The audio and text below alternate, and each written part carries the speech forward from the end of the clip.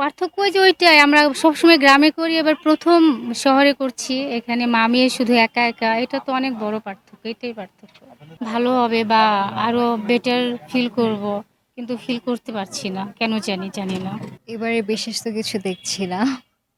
আমাদের বিশেষ ছিল যে আমার মামে একা করছে এখানে। ইউজুয়ালি গ্রামে করা হয়। ফ্যামিলি, রিলেটিভস, কাজিনস সবাই থাকে।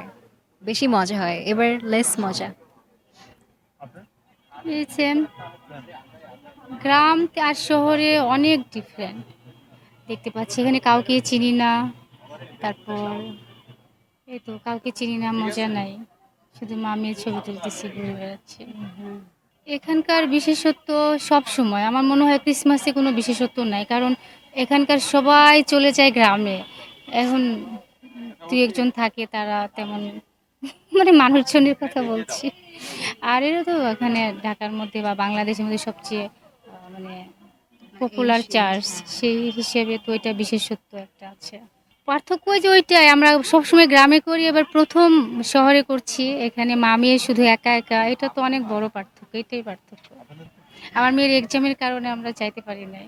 আমরা অনেক দূরে হ্যাঁ, থেকে আসছি। আমরা বসুন্ধরায় আমাদের থাকি। আগে ফার্মগেটে বসুন্ধরায় ছিলাম। ছিল চার্চ আছে। ৬ মাস ধরে আমরা যে ওখানে ও নর্থ সাউথে ভর্তি হয়েছে। এজন্য আমরা এখন বসুন্ধরায় শিফট করেছি।